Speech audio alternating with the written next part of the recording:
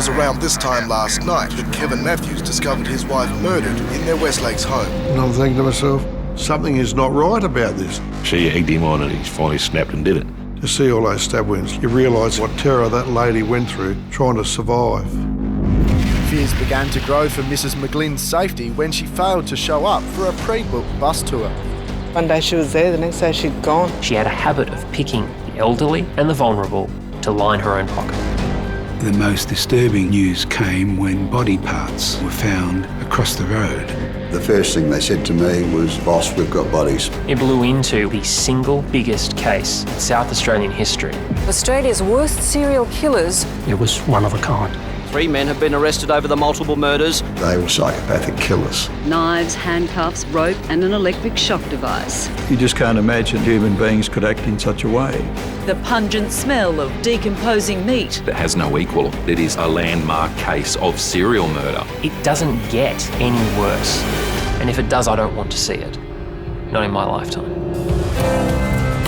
Adelaide has had a very bad run of sex killings, kidnappings, disappearances.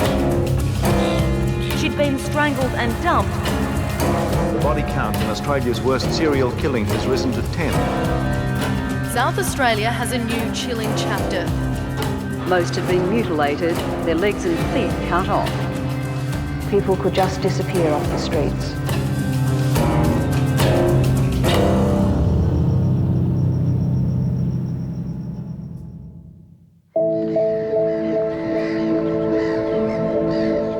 Adelaide is the capital of South Australia, the only free settled state in a nation occupied by convicts. But decades of grim homicides have led some to describe it as Australia's murder capital. South Australia has had more than its fair share of very unusual or bizarre serial murders, and they tend to be the ones that I think a lot of people focus on. And Adelaide being sort of the murder capital of Australia has actually been talked about in the international media as well. Author Sean Fuster agrees that the myth is contradicted by the statistics, but he believes there is something to be said for Adelaide's strange reputation. What upsets me the most about the myth is not just that it's untrue, it's not just that it hurts families and victims even more, but that the truth is worse. Adelaide isn't the serial killer capital of the world. It's the bizarre crime capital of the world. We seem to draw the unusual, the sick, the deranged killers in Adelaide. And it's the quality, not so much the quantity, of the way they commission their murders and abductions. Some murders have circumstances which make them, in some way, even worse than others. Over the last half-century, Adelaide has witnessed many cases that defy comprehension. In 1979, the city was shocked by the discovery of Derrance Stevenson. High-profile lawyer had been stripped down to his underwear and stuffed in a freezer. They'd searched the house and they couldn't get into a refrigerator because it was frozen up. So we'll break it open then, Jack. And that's where Derrance was, deep frozen in the refrigerator. Horrified zoo officials discovered some 64 animals lay dead in their enclosures. There's blood everywhere. People just can't be allowed to get away with this sort of thing. Most had been stabbed, some had their necks broken, and this alligator was dragged from his enclosure and beaten to death with an iron bar. The shocking murder of Tracy Muzak rose from a dispute over a $70 debt. The 18-year-old was punched, kicked, burned, stabbed, tied to a tree and strangled. Evil arrived on Robert Whitwell's doorstep in the form of his own granddaughter, Brittany Dwyer. The 19-year-old looked at family photos with her popper before stabbing the 81-year-old. She then bizarrely did the dishes as she waited for him to die. Could this gruesome strand of killers trace its beginnings to the state's unique origins? What was distinctive about South Australia was that it represents a revolutionary change globally in terms of immigration. The whole idea for settling South Australia was with free settlers, not convicts. They wanted to recreate the ideal English province. The founders chose the southern reaches of Australia as the perfect place to build this ideal society. The next step was to find its people. The other element of it was choosing your migrants. So right through the length and breadth of Britain, there were agents out recruiting. What you had was a very carefully selected group of mostly young people. Sean Fuster believes those selected were a strange mixture of social minorities. Adelaide was opened up to two groups in particular: social progressives and religious dissenters. Social progressives were basically the people that wanted to try new things, wanted to explore morality and expand the bounds of what society accepted. At the same time, the religious dissenters were people like the Lutherans, who had been so persecuted by the predominant Christian faiths that they needed to get away, find a place to start up for themselves. So look at what you've got there. You've got a permissive group that want to try anything, and you've got a group that is so used to being prejudiced against that they're used to keeping their secrets to themselves. Merge that together, you have a promiscuous, progressive culture that is all about secrecy. And that informed the very DNA of Adelaide. Try anything once, just don't talk about it. And in the years since its founding, could this tangle of progressive ideals have given birth to a twisted subculture capable of spawning unusually gruesome acts?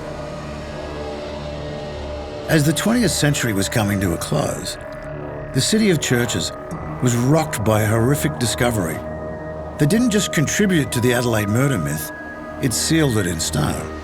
It was a case that would see its caption rewritten in the new millennium as the City of Corpses.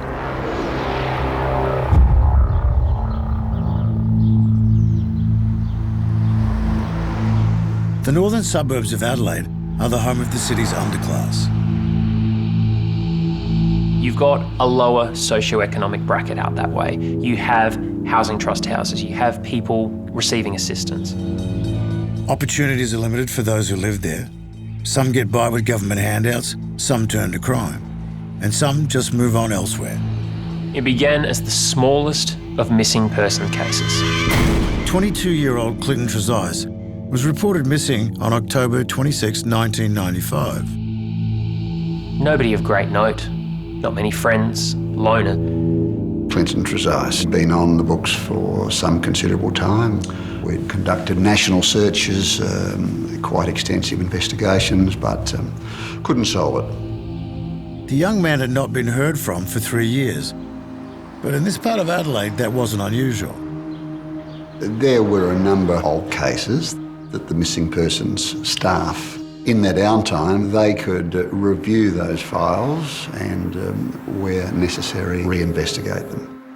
And when we had another look at Trezise, we found that he had an association with another person called Lane.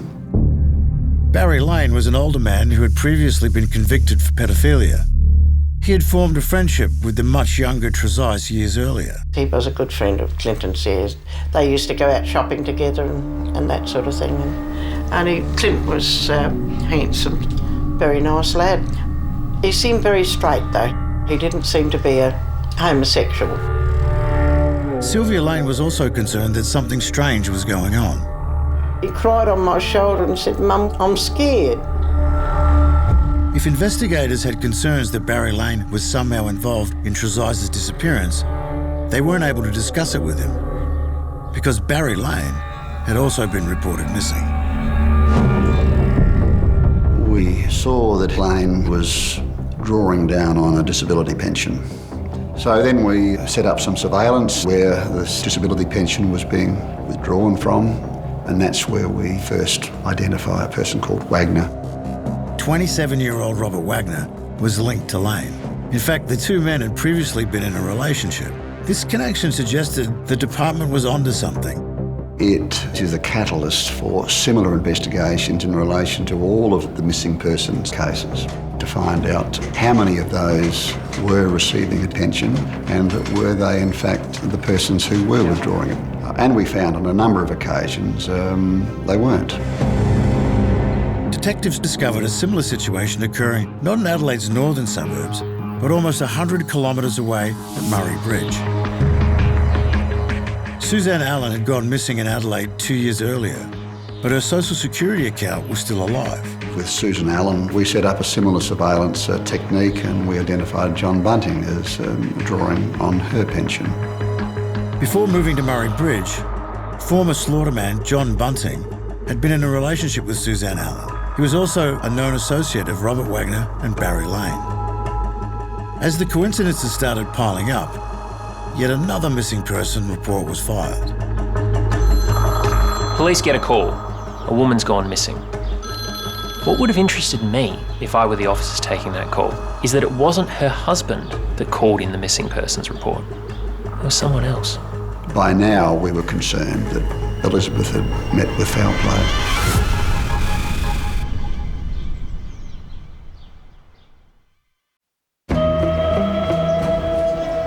It began as the smallest of missing person cases. 3 people had gone missing between 1995 and 1997. We conducted national searches, quite extensive investigations, but couldn't solve it. Despite not being seen for some time, the social security payments were still being accessed by 2 men identified as John Bunting and Robert Wagner. The police had established links between the missing persons and Wagner and Bunting. As the coincidences continued to add up, another person went missing. Police get a call. A woman's gone missing.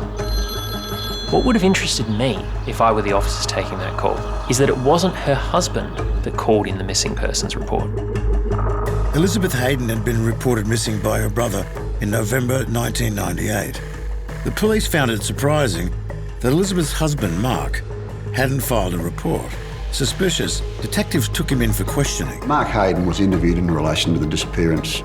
Was he cooperative? He answered questions in relation to it, but the information that he gave was of very little assistance to us in discovering the whereabouts of Elizabeth. Hayden was also known to be friends with John Bunting and Robert Wagner. Investigators' concerns were escalating. Of further interest to them, Hayden's 4-wheel drive had also vanished immediately following his wife's disappearance. That vehicle disappeared at the same time that Elizabeth Hayden had disappeared. So it was important that we tried to locate that vehicle. By now, we were concerned that Elizabeth had met with foul play. South Australian police had linked 4 missing people. There seemed to be a tragic pattern developing. Investigators quickly added a 5th name to this list, Ray Davies, a mentally handicapped man who had lived in the backyard of Susan Allen's house. It was at that stage that we declared these missing persons a major crime. They now had enough information to get approval to tap the phones of Bunting, Wagner and Hayden. Mate, this is the voice of happiness. Yeah, we're on our way up there. Cool, just walk right in. Yeah, the machine's still set up, is it? Yep. The phone taps provided another clue, Snowtown. We learnt that Bunting and Wagner were in fact driving up to Snowtown. And that is the first time that Snowtown came into the investigation.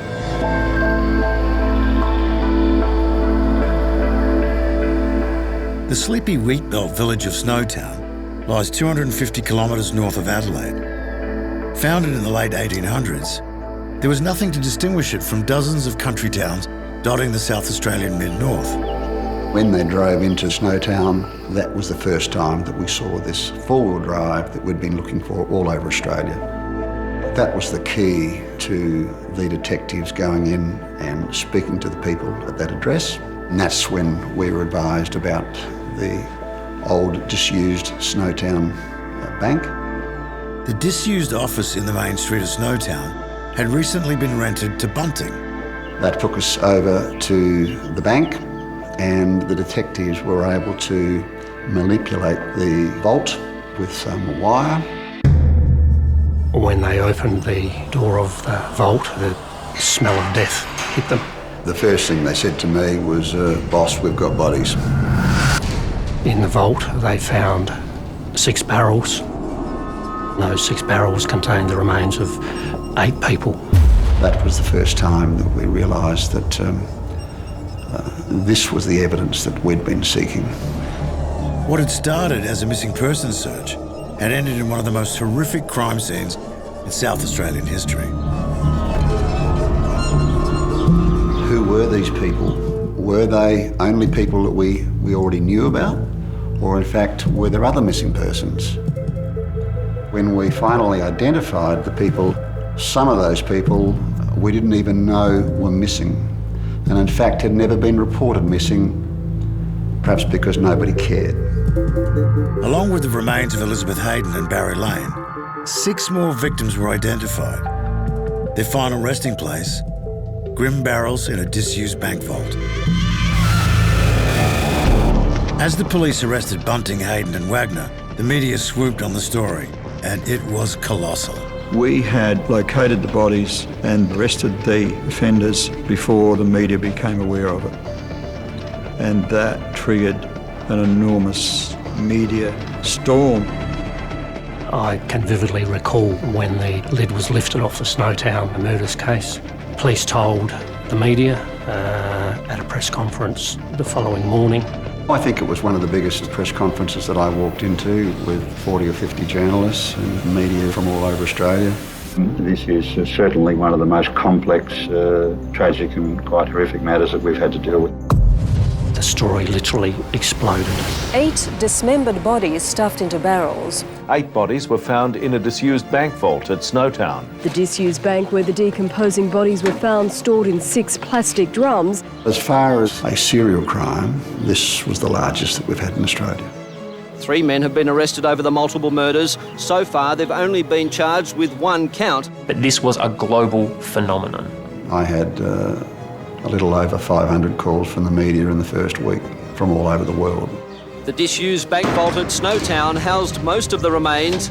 8 bodies were found stuffed into barrels, along with a disturbing collection of knives, handcuffs, rope, plastic gloves and an electric shock device. And it became the biggest serial murder investigation in Australia's modern history. Police continued their investigation, meticulously examining everything inside. Despite finding 8 victims, the case was far from over.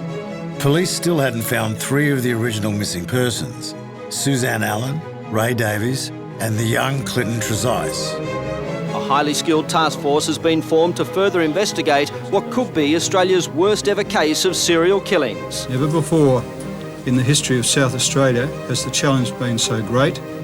We started to appreciate the enormity of the task and the complexity of it, and you get one chance to do it right.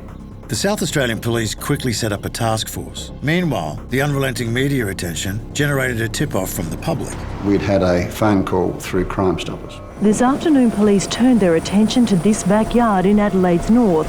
The call basically said that we think that you better go out to Waterloo Corner Road and you'll find some bodies out there. The Housing Trust home was formerly rented by John Bunting, one of the 3 men accused of the killings. Started digging, and down about 1 metre we found in a number of plastic bags the remains of Susan Allen. Police investigating the bank vault mystery in South Australia have found more human remains in an Adelaide backyard. And down about 3 metres in an underground bunker that had been filled in, we found the remains of Ray Davies. With 10 bodies located so far, detectives are confident there's still 1 more murder victim yet to be found. Just where is the question?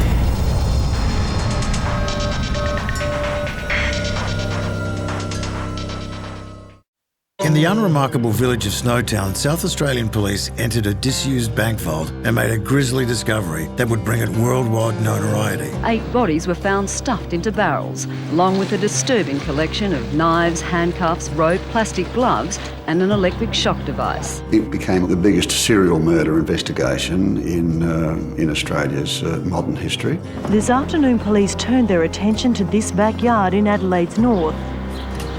I started digging, and we found in a number of plastic bags the remains of Susan Allen and Ray Davies. With 10 bodies located so far, detectives are confident there's still 1 more murder victim yet to be found. Just where is the question? Tragically, that prediction was proved right when another killer appeared on the scene. Jamie Vlazakis, aged 19, was the stepson of John Bunting, and he contacted police in hope of striking a deal. It wasn't until Jamie made his disclosures and provided his statement that the full horror of the events started to unfold. Vlazakis confessed that he'd been involved in the last 5 murders. As well as revealing dates and locations, he confirmed there were 2 more victims, including 19-year-old Clinton Trezise. Reported missing in 1995, Trezise had actually been bashed to death in John Bunting's living room in 1992. The death toll had now reached 12 people. It was the worst case of serial killing ever documented in Australia.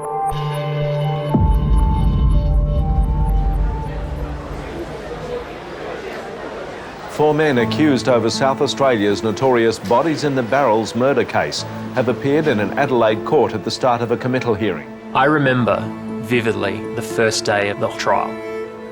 Standing out the front of the Supreme Court in Adelaide, watching the hordes of media descend from interstate and overseas. It was like nothing I'd ever seen before. John Bunting, Mark Hayden and Robert Wagner have been charged with 10 murders. Their youngest recruit, 20-year-old James Vlazakis, faces 5 counts of murder.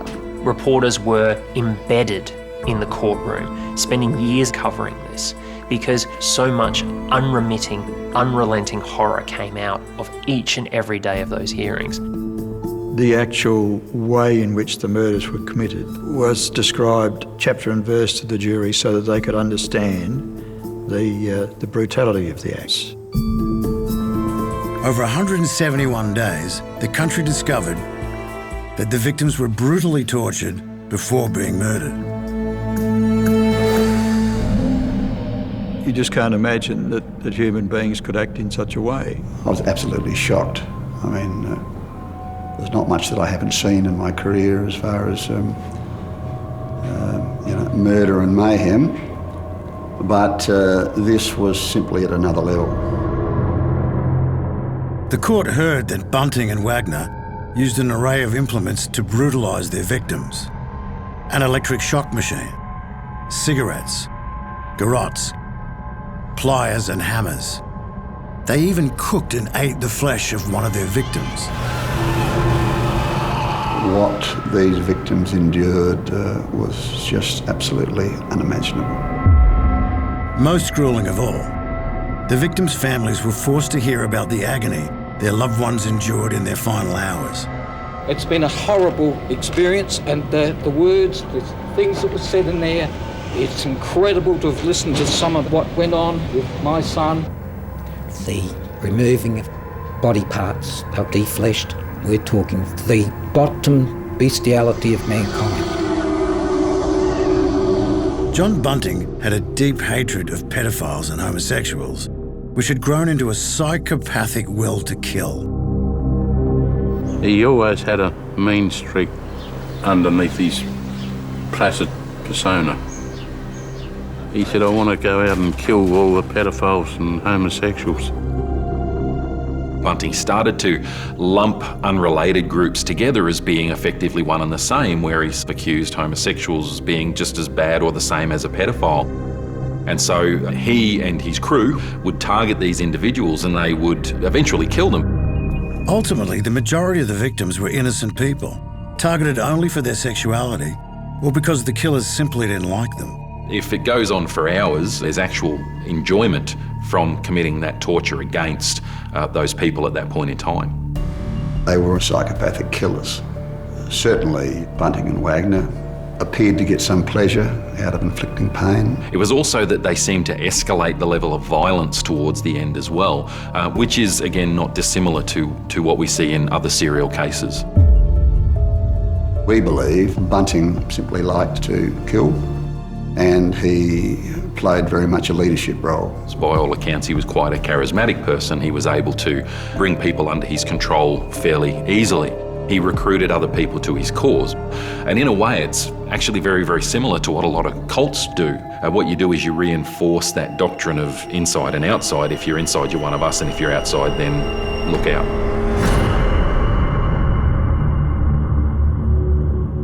At the end of South Australia's longest ever criminal trial, John Bunting and Robert Wagner were sentenced to life imprisonment with no chance of parole. Mark Hayden was convicted of assisting in 7 of the murders, and Jamie Vlasakis pled guilty to 4 counts of murder, reducing his sentence by testifying against his friends. But Bunting and Wagner weren't the only ones to receive the life sentence. The small village of Snowtown has suffered from its association with the case. They have taken a real hit as being the place and the centre of these horrific murders, when in fact that wasn't the case. The true epicentre of these killings was the northern suburbs of Adelaide. But that's not the only part of the city where murder stalks its citizens. The family-friendly suburb of West Lakes is idyllic, which makes the savage knife slaying of a mother of 3 seem all the more horrific. It was around this time last night that Kevin Matthews discovered his wife murdered in their West Lakes home. Despite efforts by her children to resuscitate her, she died soon afterward. 3 boys haven't got a mother. A lovely lady is deceased. If ever there was a senseless murder, this would be it.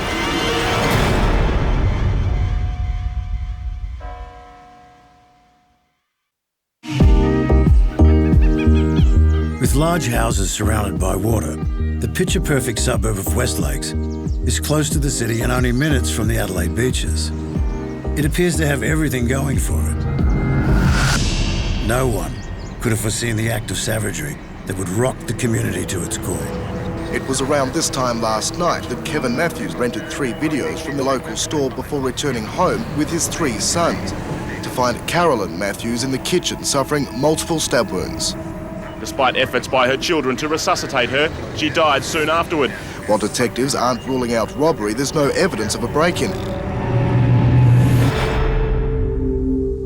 Carolyn Matthews had a small business making soft furnishings and was well known for her long-standing commitment to the local community, especially the Surf Lifesaving Club. A woman that nobody spoke a bad word about. She was a lovely lady, by all accounts, and everyone ever spoke to her. The apparently random killing shocked Adelaide, and the city sadly watched a family mourn for their wife and mother. More than 400 family and friends gathered for the funeral at Port Adelaide this afternoon. Her husband Kevin helped carry the coffin past an honour guard. But the question on the minds of all those present is why Carolyn Matthews, a devoted wife and mother of 3, was so brutally murdered. Carolyn hadn't simply been murdered. She'd been savagely stabbed 7 times with a kitchen knife. And I can remember being at the post-mortem and seeing all these stab wounds and thinking, you poor woman, her last 20 minutes of life must have been absolute hell. And then you think of her young sons giving her CPR to try and save their mum, and she's got all these multiple stab wounds. It's just terrible. But something about the case unsettled investigators from the beginning. I get down there and get told this story how Dad takes the boys down to the video shop, then comes home and Mum's dead, and I'm thinking to myself, something is not right about this. There's more to this than meets the eye. That 20-minute window of opportunity was very doubtful, very odd. So straight away it sets the alarm bells off. On the floor in the kitchen there was a footprint in the blood on the floor, and you took one look at it and you could see it was the sole of a military-style boot. This is going to be interesting, find that sole. Detectives would later discover the owner of the boot print 2 weeks later. Petty criminal named David Key. David Key got arrested on totally unrelated matters. I went out and saw him. He's sitting on the floor of the cells, and I see he had military-style boots on. So I said, lift your feet up. And he lifted his feet up, and there were these soles.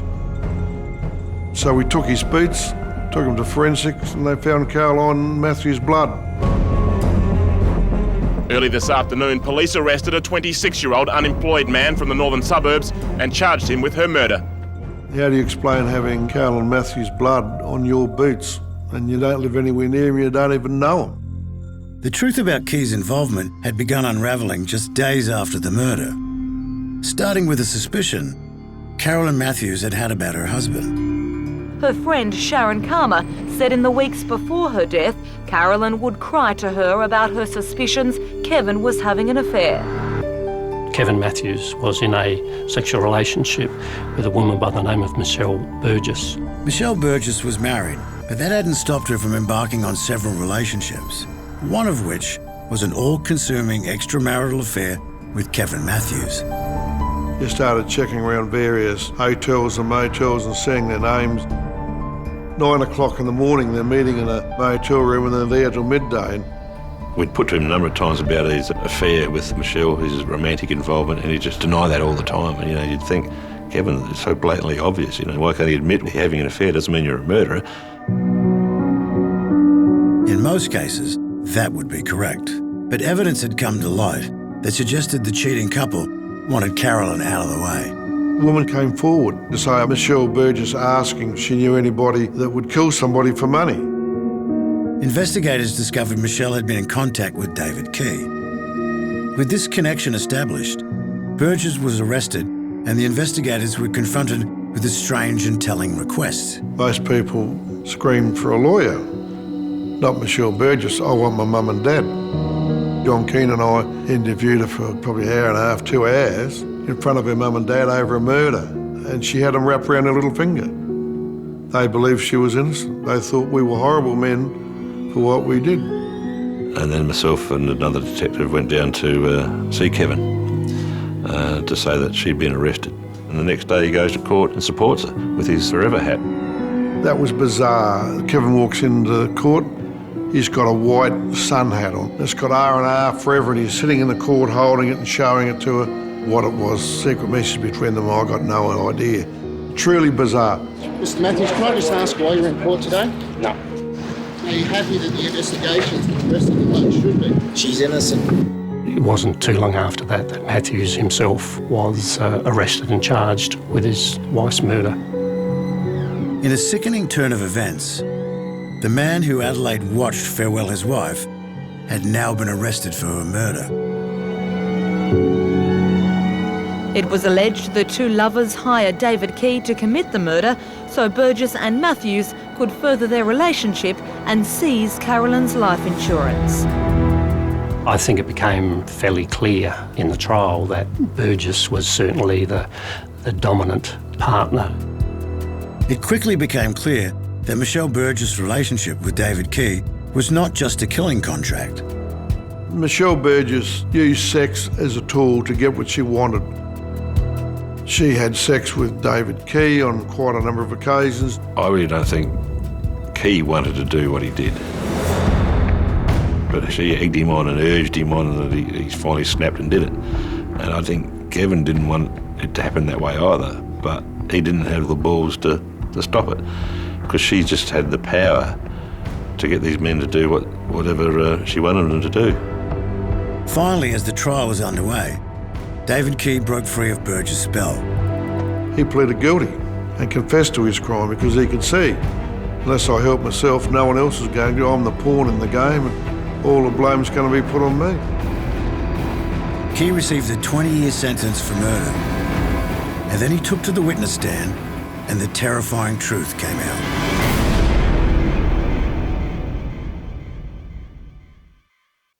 It was around this time last night that Kevin Matthews discovered his wife murdered in their West Lakes home. Kevin Matthews was in a sexual relationship with a woman by the name of Michelle Burgess.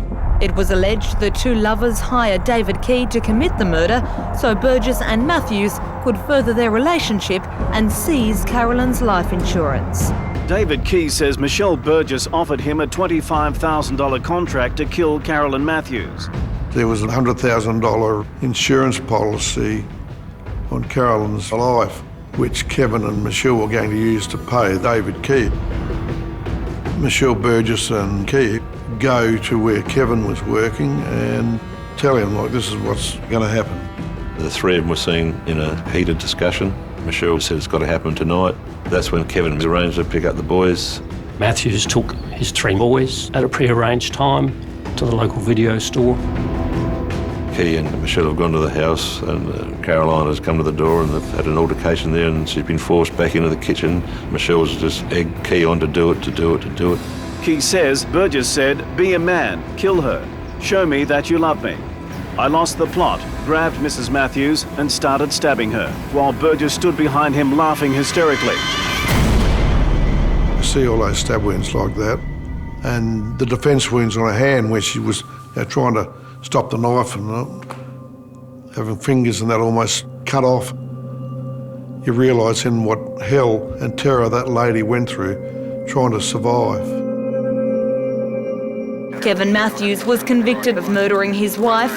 His lover, Michelle Burgess, was also convicted. I think they got 30 years. They should have got 130. And do you feel that justice now has been done with that sentence? I guess so, but I'd rather have my daughter back. And we've just got to go on for the boys now. The family have lost a daughter. 3 boys haven't got a mother. A lovely lady is deceased. If ever there was a senseless murder, this would be it. Even more horrifying than Carolyn's pointless death was the revelation that her husband had allowed their children to return home in time to see their mother bleed out on the kitchen floor. How anybody could do that and call himself a man is, I got no idea. And that shows you what a cowardly, craven sort of an individual he was. I don't know how anyone could do that. Those boys are scarred for life. Kevin Matthews' appalling act was all driven by his shameful lust for another woman. When you see what Michelle did, what a piece of work. How can one person do that to another? She's pure evil, that Michelle. Michelle Burgess rose to infamy as one of the city's deadliest women. But no woman has become more synonymous with murder than Angelica Guevara. Some murders have circumstances which make them, in some way, even worse than others. I felt this was one of the worst that could be imagined. Fears began to grow for Mrs. McGlynn's safety when she failed to show up for a pre-booked bus tour. It is extremely out of character for her not to have told somebody where she's going or what she's doing. Vonne McGlynn was a lovely old lady. She didn't have much family of her own, and so all her neighbours became her surrogate family. One day she was there, the next day she'd gone. The neighbour of Vonne McGlynn had seen some missing tiles on Vonne McGlynn's roof. Tiles that led to a manhole cover in the passage of Vonne McGlynn's house. Just days after Vonne's disappearance, police had an unusual suspect. Her name was Angelica Guevara. She'd immigrated to Australia with her family. She had 2 daughters, but what nobody really knew about Angelica was she was greedy. She'd already ripped off a couple of old people at the newsagent where she worked, going around to their houses and taking their social security checks out of their mailboxes. Guevara, in truth, was a fraudster. She had a habit of picking the elderly and the vulnerable to line her own pocket.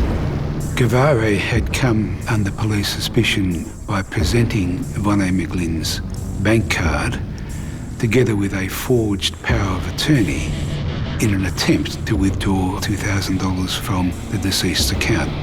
When the police went to Guevara's house to question her, they found more than they expected.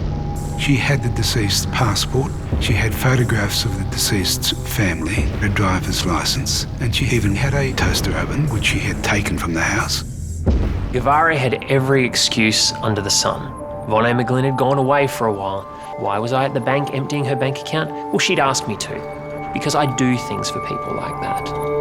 The young mother had an answer for every question. For several months, throughout hours of interrogation, Angelica Guevara succeeded in keeping whatever secret she had hidden from police. She was the most manipulative interviewee that I have seen in many years of criminal law. She was skillful, she was flirting, while at the same time being confronted with evidence that damned her. But she had the strength to resist that, and she was able to do that for many, many hours. Whilst Guevara gave nothing away, her house told a different story. And as soon as we went in, the first thing that struck us was the overpowering stench that was in the garage. Police officers who were experienced at finding dead bodies were positive that this stench was coming from a rotting body. A thorough search of the property revealed no other evidence of a body, so police expanded the perimeter. And a short stroll away from the house, they learned the shocking truth. The most disturbing news came when body parts of the dismembered victim were found across the road from Guevare's home. Police made the discovery during an initial inspection of Christie Creek. The 83-year-old disappeared in December last year. The grisly find had confirmed the worst fears of the South Australian police. The woman so loved by her neighbours had been brutally murdered, callously dismembered and dumped like rubbish. The investigators had the final piece of the puzzle and moved quickly to arrest Guevare. You're under arrest for the murder of Vonne McGlynn. Okay.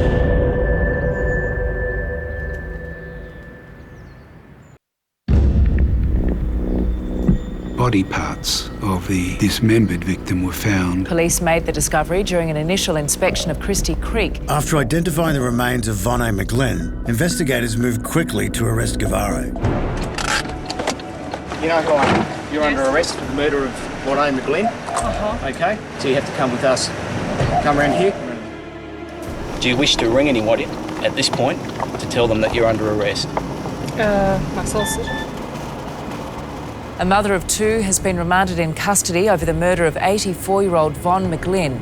Angelica Guevare appeared in an Adelaide court yesterday. She was arrested after body parts were discovered 100 metres from her home. This is who did this? Police are seriously expecting us to believe that this good-looking suburban mother of two is a vicious dismemberment killer? What we couldn't see was underneath that. Greed and evil. It is the prosecution's belief that Guevare entered the house through the roof, that she struck Vonne McGlynn over the head with a statue. The motive was simply greed. She wanted to obtain the house from Vonne McGlynn and sell it. Then she had to get rid of the body somehow. She put this poor old woman in the boot of her car. We think from there she went to her garage where she dismembered her. And this is perhaps the most disturbing aspect of the whole case. She put each piece of Vonne's body in a child's stroller, then put her daughter on top of the body piece, wheeled it down the creek and dumped the body part. Her child's body was covering the body parts of her victim. The trial would go on to make South Australian legal history. The mother of two was sentenced to at least 32 years behind bars. It's the longest sentence ever handed to a woman in South Australia. The South Australian justice system had unravelled one of Adelaide's most depraved murders, proving once more that evil exists in the most unlikely places. Next time on City of Evil. South Australia has a new chilling chapter. They've knocked her to the ground and cut her throat. Pirio campaigner was stabbed 39 times. All murders by their nature are violent, but Kapunda was in another league. They don't deserve this. 10-year-old Louise Bell disappeared without a trace.